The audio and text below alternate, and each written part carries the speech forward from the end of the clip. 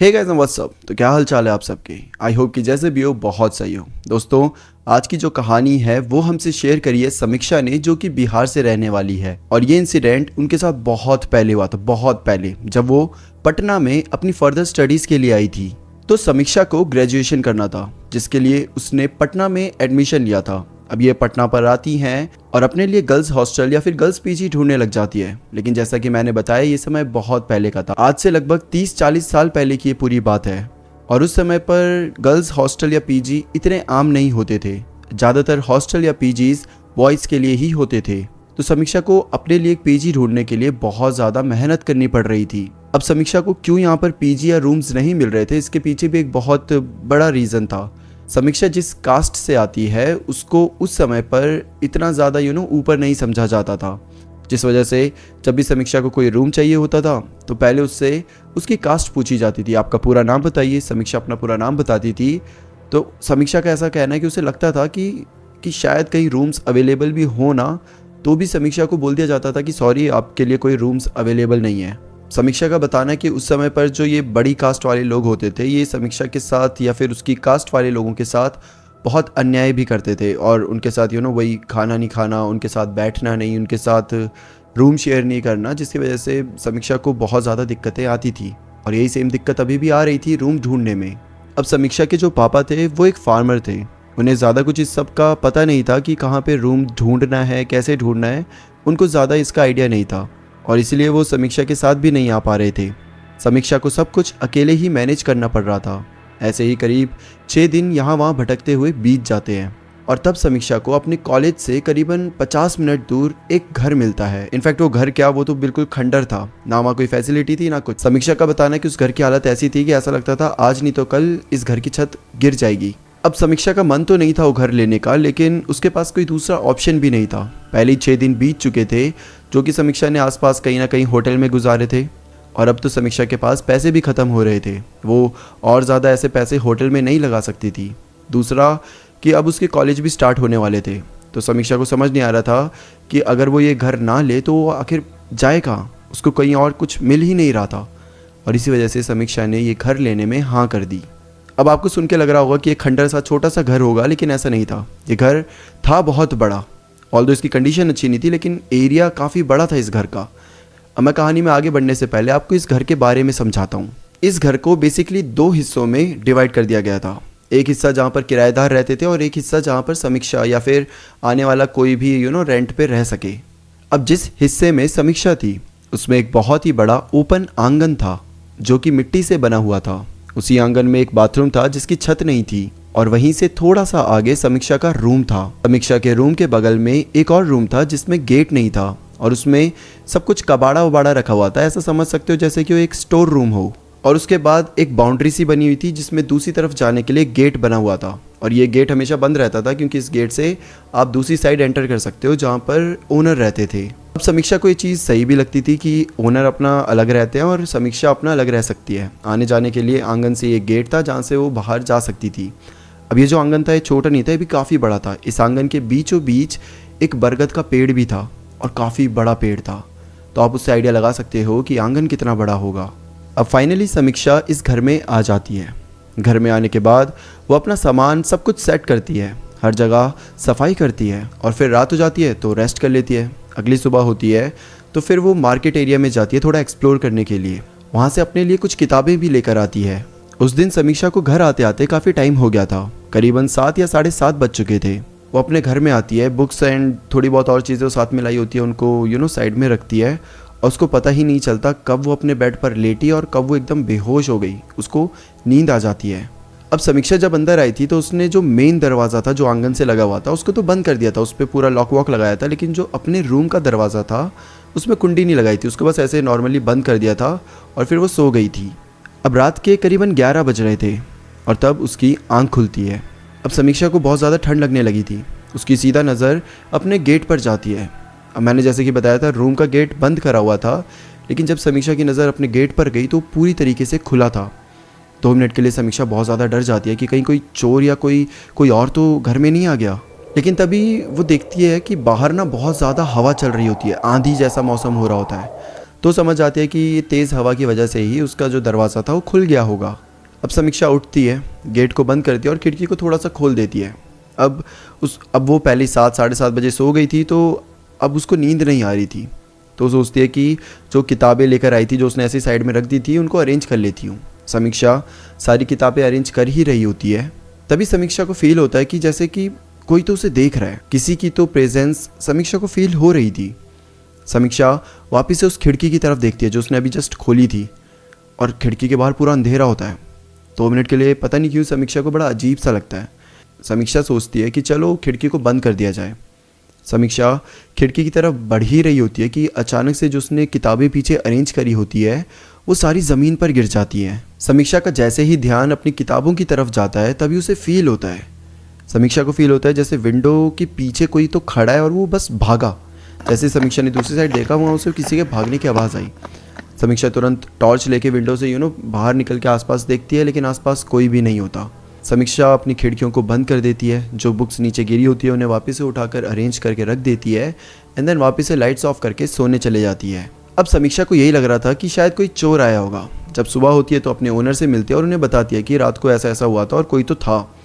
तो ओनर बोलते तुम टेंशन मत लो, देखो जंगल का इलाका है, थोड़ा सा कुत्ता बिल्ली यहाँ वहाँ घूमते रहते हैं, तो ज़रूरी नहीं है कि कोई इंसान हो, कोई जानवर होगा वो चला गया होगा, तुमने उसे देखा था? समीक्षा बोलती नहीं मैंने देखा नहीं था। तो बोलते हाँ तो बस फिर कोई कुत्ता बिल्ली होंगे, चले गए होंगे दौड़कर, रात का समय था, तुम्हें शायद थोड़ा डर लगा होगा, तुम बिल्कुल टेंशन मत लो। अब समीक्षा भी सोचती है कि हाँ इनकी बात सेंस तो बना रही है। वैसे भी समीक्षा के पास कुछ खास चुराने लायक था नहीं, तो वो ज़्यादा टेंशन नहीं लेती। अब ऐसे ही इस बात को वो इग्नोर कर देती है। अब दिन हो चुका था और समीक्षा अपना खाना बना रही थी, तभी उसके दरवाजे पे नॉकिंग की आवाज़ आती है।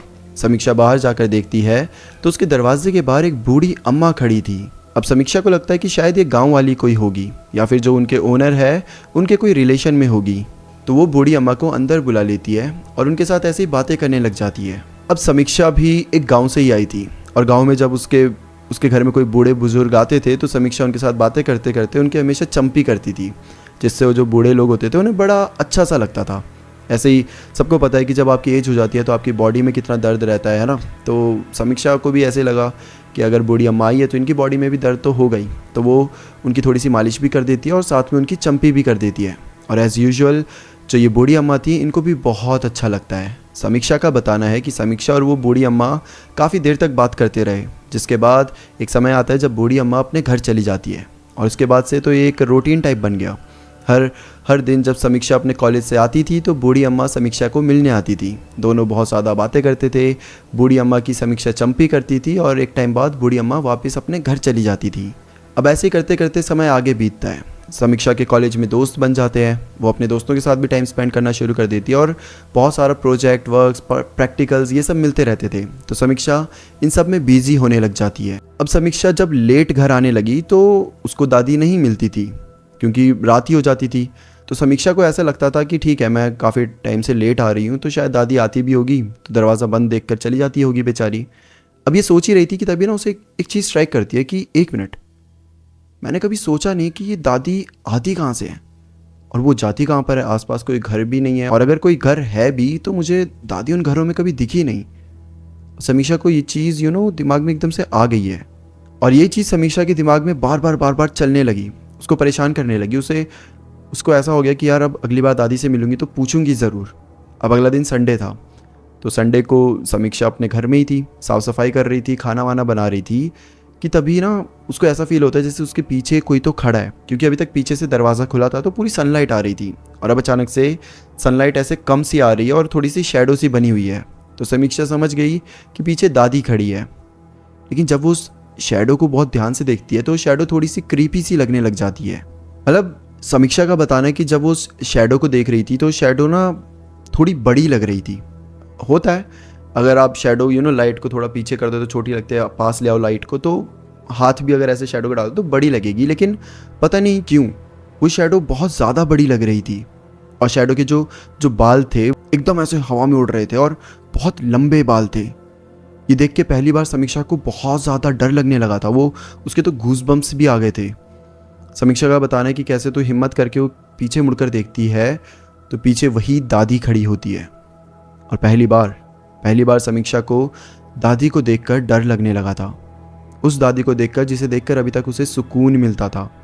एक अनजान शहर में अनजान लोगों के बीच उसे दादी अपनी जैसी लगने लगी थी। वो जो अम्मा थी, समीक्षा को लगता था कि ये तो अपनी फैमिली की ही मेंबर है, ऐसा लगता था। इतनी ज़्यादा उनसे बातें हो चुकी थी, इतनी ज़्यादा उनसे घुलना मिलना हो चुका था, लेकिन पहली बार अब उसे अपनी ही अम्मा से डर लग रहा था।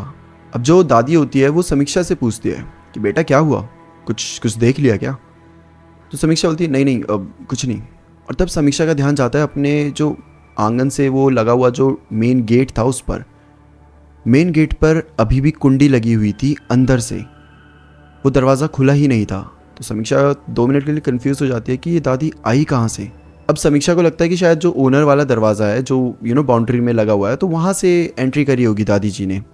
ठीक है, समीक्षा और वो दादी वापस से बात करने लग जाते हैं और सब कुछ थोड़ा थोड़ा नॉर्मल होता है। अभी तक समीक्षा को जो डर सा लग रहा था वो अब एकदम ख़त्म हो जाता है।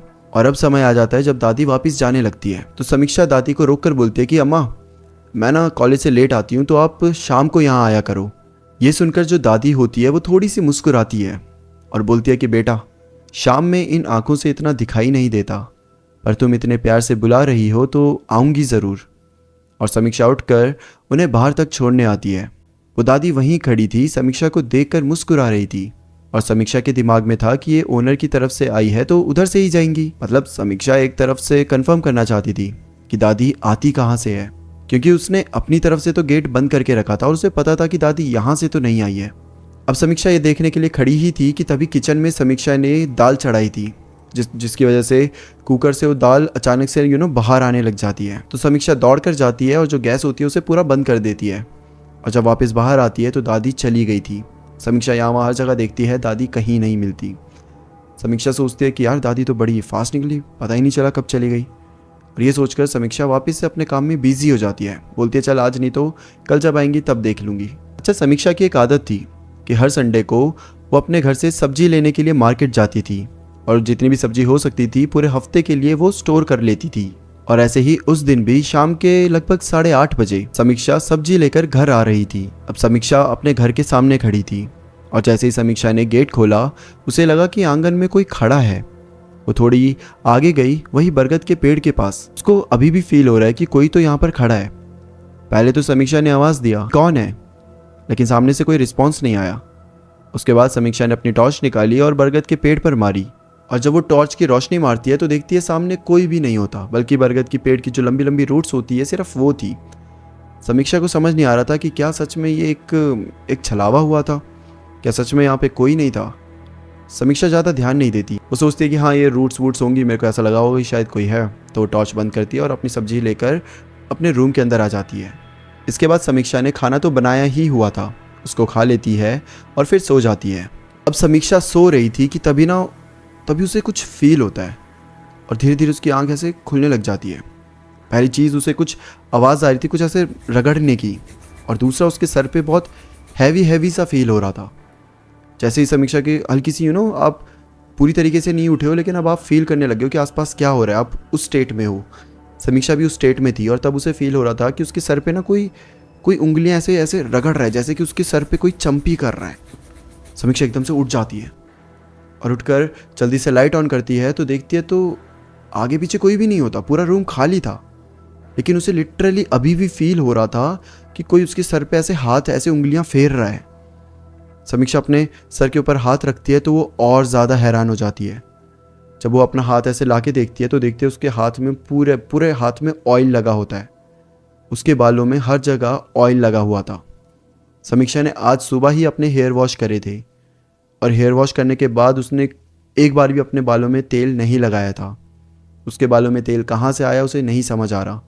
हेयर ऑयली होते हैं, कभी कभी थोड़ा थोड़ा ऑयल सा लग जाता है, लेकिन इतना ऑयली कि आप बिल्कुल ऐसे हाथ डालो पूरे हाथ में ऑयली हो जाए, इतने ऑयली उसके हेयर नहीं थे। समीक्षा ये सोच ही रही है कि इतना सारा तेल ये सब कैसे आया, कि तभी उसे फील होता है कि उसके पीछे कोई तो है, लिटरली कोई है। और अब समीक्षा की इतनी हिम्मत नहीं हो रही कि वो पीछे मुड़कर एक बार चेक कर ले कि कौन है। समीक्षा थोड़ी सी कांप रही है, थोड़ी सी डर रही है और सोचने की कोशिश कर रही है कि अब मैं क्या करूं। क्या सच में मुझे अभी पीछे देखकर चेक करना पड़ेगा? अगर कोई निकल गया तो, अगर कोई मेरे पीछे हुआ तो क्या वो मुझ पर अटैक कर देगा? समीक्षा ये सोच ही रही है कि तभी उसे पीछे से आवाज़ आती है, बेटा आ जा, तूने मुझे बुलाया था ना, देख मैं आ गई। और जैसी आवाज़ इतनी क्लियरली समीक्षा को सुनाई देती है, समीक्षा चिल्लाते हुए खड़ी होती है और तुरंत रूम से भाग जाती है। समीक्षा की धड़कनें इतनी तेज थी कि रूम में उसकी आवाज़ बहुत प्रॉपर तरीके से सुनाई दे रही थी। अभी आधी रात को समीक्षा को समझ नहीं आ रहा था कि वो कहाँ जाए, किससे बात करे, किसे बुलाए, किससे हेल्प ले। वो बस अपनी मम्मी को याद कर रही थी। तभी उसे याद आता है कि उसकी मम्मी ने उसे कहा था कि बेटा अगर कुछ भी ऐसे डर लग जाए या कुछ भी चीज़ तुझे परेशान करे तो हनुमान जी को याद करना। और फिर समीक्षा के पास एक छोटा सा रेडियो था जो कि शायद उसके ओनर का ही था, और वो उस रेडियो में ना बहुत सारे भजन थे। अब समीक्षा वो रेडियो उसने लिया है और उसमें ना हनुमान चालीसा खोज रही है, एक गाना दूसरा गाना तीसरा गाना चेंज कर करके सुन रही है कि एक बार तो हनुमान चालीसा लग जाए। अब आपको ये पता है कि वो रूम के बाहर खड़ी है, जस्ट आंगन के सामने, और तब एकदम से ना बहुत बहुत तेज एक हवा का झोंका समीक्षा को लगता है, जिसकी वजह से उसके हाथ में जो रेडियो होता है वो भी छूट जाता है और उसकी नज़र सीधा पड़ती है सामने आंगन पर उस बरगद के पेड़ के ऊपर। और फिर समीक्षा को वो दिखता है जो समीक्षा ने कभी सोचा ही नहीं था। याद है उसे एक बार परछाई दिखी थी, बहुत बड़ी परछाई, बहुत डरावनी। सेम वैसे ही उसके सामने वो दादी खड़ी थी, वो अम्मा जो रोज़ समीक्षा के घर आती थी। वो बरगद के पेड़ के सामने खड़ी थी, लेकिन सेम वैसे ही जैसे वो परछाई थी। अम्मा के बाल हवा में बहुत ज़्यादा उड़ रहे थे और वो जो अम्मा का साइज़ था वो भी नॉर्मल इंसान जैसा नहीं था। अम्मा की हाइट करीबन 8-9 फीट लंबी हो चुकी थी, इतनी लंबी कि समीक्षा को अपनी आंखों पर भरोसा भी नहीं हो रहा था। और वो जो दादी अम्मा थी वो समीक्षा को देखकर मुस्कुरा रही थी। समीक्षा का बताना था कि वो मंजर इतना डरावना था कि बता नहीं सकती। बाहर इतना अंधेरा था कि चांद की रोशनी भी ढंग से नहीं आ रही थी, और उस अंधेरे में बरगद के पेड़ के सामने खड़ी अम्मा का सफेद चेहरा एकदम क्लियरली दिखाई दे रहा था। समीक्षा ये देखते ही चिल्ला पड़ती है और अपने हाथों से अपनी आंखें बंद करके हनुमान जी को याद करने लगती है। समीक्षा एक कोने में जाकर बस बैठ जाती है, अपनी आंखें बंद कर रही है और बस हनुमान जी हनुमान जी हनुमान जी मुझे बचा लो, बस यही करते जा रही है। अब समीक्षा जोर जोर से चिल्ला रही थी तो ये आवाज सुनकर अचानक से ना उसको किसी के नॉकिंग करने की आवाज आती है। पहले तो समीक्षा को लगता है कि शायद ये दादी अम्मा ही होगी, लेकिन फिर उसे अपने मकान मालिक की आवाज़ सुनाई देती है। समीक्षा दौड़कर उस बाउंड्री में जो गेट बना हुआ था उसके पास पहुंचती है, और जब वो गेट खोलती है तो गेट के जस्ट दूसरी साइड मकान मालिक और मालकिन दोनों थे। समीक्षा अपनी मालकिन को पकड़ के पूरा ऐसे गले में लगाकर रोने लग जाती है। मकान मालिक और मालकिन दोनों समीक्षा को पकड़कर अपने घर ले जाते हैं। समीक्षा उनके घर जाकर थोड़ा सा रिलैक्स फील करती है। बाद में वो दोनों समीक्षा को पानी पिलाते हैं और बोलते हैं कि आज रात तुम हमारे साथ यहीं पर सो जाओ। समीक्षा और मकान मालकिन एक रूम में सोते हैं और जो मालिक होता है वो दूसरे रूम में सोता है। पूरी रात समीक्षा आंटी को पकड़कर बस कांप रही थी, थोड़ा थोड़ा रो भी रही थी। वो बहुत डरी हुई थी और बस हनुमान जी करे जा रही थी। सुबह होती है, सुबह तक समीक्षा सो चुकी थी। आंटी आती है, चाय बनाकर लेकर आती है और समीक्षा को जगाती है। बाद में समीक्षा और आंटी दोनों चाय पी रहे होते हैं। जो अंकल होते हैं वो तो किसी काम से बाहर चले गए होते हैं।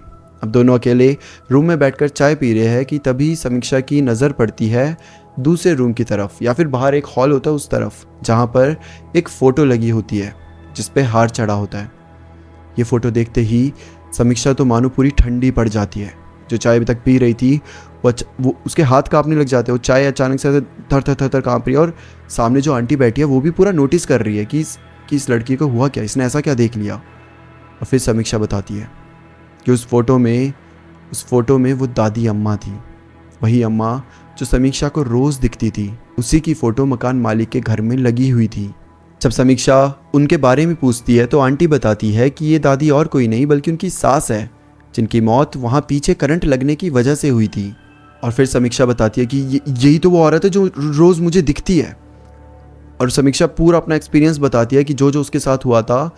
मकान मालकिन पूरी बात सुनती है और फिर बोलती है कि हमें पता है, यहाँ पर कई बार लोगों ने मेरी सास को देखा है और इसीलिए हमने पीछे का पूरा एरिया बंद भी कर दिया। हमने कई बार पूजा करवाई, बहुत कुछ करवाया, लेकिन उनकी आत्मा कभी भी उस पेड़ से अलग ही नहीं हुई। ये वो छोटा सा पेड़ था जिसे मेरी सास बहुत प्यार करती थी। लोगों को अटैचमेंट हो जाती है पेड़ पौधों से, और मेरी सास को भी इस पेड़ से बहुत अटैचमेंट थी। इतनी अटैचमेंट कि मरने के बाद भी उनकी आत्मा इस पेड़ से जुड़ी हुई है। और तब समीक्षा को याद आता है कि जब शुरू में वो एक घर लेने आई थी तो जो मकान मालिक और मालकिन थे वो समीक्षा को दे ही नहीं रहे थे। बोल रहे थे कि यहाँ कैसे रहोगी, ये तो खंडर है, यहाँ रहना कोई सही बात नहीं है, तुम दूसरी जगह देख लो। लेकिन समीक्षा काइंड ऑफ फोर्स करने लगी थी कि प्लीज़ आप मुझे रहने दो। वो बार बार बहाने भी दे रहे थे कि तुम कैसे रहोगी बेटा, ये देखो पूरा धूल मिट्टी में है ये। समीक्षा कह रही थी मैं साफ़ कर लूँगी। वो कह रहे थे कि यहाँ ढंग से लाइट नहीं आती। समीक्षा बोलती कोई बात नहीं, मैं रह लूँगी। मतलब वो अपनी साइड से अवॉइड करना चाहते थे। वो चाहते थे समीक्षा यहाँ ना रहे, लेकिन समीक्षा बहुत ज़्यादा ही ज़रूरत में थी उस समय। और समीक्षा फिर ये भी बोलते हैं कि देखो मैं अकेली लड़की हूँ, यहाँ पे मुझे कहीं रूम नहीं मिल रहा, मैं कहाँ जाऊँगी, आप प्लीज़ अगर हो सके तो प्लीज़ आप प्लीज़ मुझे ये रूम दे दो। और फिर मकान मालिक मालकिन फाइनली समीक्षा को ये रूम दे देते हैं। और जब समीक्षा के दिमाग में सारी बात पूरा रिकैप चल रहा है, तब उसे समझ आता है, पूरी बात उसे समझ आ जाती है कि क्यों यहाँ पर समीक्षा को रूम नहीं देना चाहते थे ये लोग, और क्यों इन्होंने अपने घर को 2 हिस्सों में बांट दिया है। इतना खुला हिस्सा ऐसे कबाड़ खाना बना के रखा है और एक छोटा सा हिस्सा अपने लिए बना कर रखा है, क्योंकि जो कबाड़ खाना था ये असल में पूरा का पूरा हॉन्टेड था। ऑल्दो समीक्षा का बताना है कि कभी भी उस औरत ने, वो जो दादी अम्मा थी, उसने कभी भी समीक्षा को हार्म नहीं करा। इनफैक्ट जब भी वो आती थी वो समीक्षा से हमेशा बहुत अच्छे से बातें करती थी, बहुत अच्छे से उसके साथ रहती थी, इतने अच्छे से कि समीक्षा को तो वो अपनी खुद की दादी लगने लगी थी। लेकिन फिर भी समीक्षा के अंदर एक अजीब सा डर तो था, जिसकी वजह से समीक्षा ने बाद में ये पूरा घर चेंज कर लिया। अब उसके कॉलेज में भी कई सारे दोस्त बन गए थे, तो उनमें से ही एक दोस्त थी जो कि एक पीजी में रह रही थी, और वो फिर समीक्षा को अपने साथ रहने के लिए बुला लेती है। तो फिर फाइनली समीक्षा इस घर को छोड़कर पीजी में शिफ्ट हो जाती है। और समीक्षा का आज तक यही बताना है कि उसको कभी भी जब ये सारी बातें पता चल गई ना, तो उस औरत से कभी डर नहीं लगा। वो हमेशा ये सोचती थी कि जो भूत प्रेत होते हैं वो हमेशा आपको सताते हैं, हॉन्ट करते हैं, डराते हैं, लेकिन जब उसने इनमें से एक को फेस करा तो कहीं ना कहीं उसका डर जो था वो कम हुआ। इनफैक्ट उसकी जो सहानुभूति थी वो तो इन भूत प्रेत को लेकर थोड़ी और बढ़ गई। उसको ये फील होने लगा कि हर एक आत्मा बुरी नहीं होती, कुछ सिर्फ आपके साथ इंटरेक्ट करना चाहती है, कुछ सिर्फ चाहती है कि आप उनको समझो, आप उनसे बातें करो, आप उनके साथ थोड़ा सा टाइम स्पेंड करो। और ऐसे ही कुछ समीक्षा के साथ भी हुआ था। सो या दैट्स इट फॉर टुडे दोस्तों, ये थी समीक्षा की कहानी। अगर आज की वीडियो में आपको मेरी आवाज़ थोड़ी अजीब लग रही हो या फिर एनर्जी कम लग रही हो तो उसके लिए सॉरी, माफ़ करना। पता नहीं क्यों मेरा कोल्ड बुखार उखार सब कुछ हो चुका है, तो मतलब जो नहीं होना चाहिए था वो सब हो चुका है। पिछले 4 दिन से मैं दवाइयाँ खा रहा हूँ और अब मुझे थोड़ा सा ठीक लग रहा है कि मैं थोड़ी शूट कर सकता हूँ, तो मैं ये कर रहा हूँ। तो अगर आपको थोड़ी सी मेरी एनर्जी लो लगे या फिर बोलने का तरीका अलग लगे तो please try to understand. So yeah bye bye and take care. मिलते हैं फिर किसी और टॉपिक के साथ।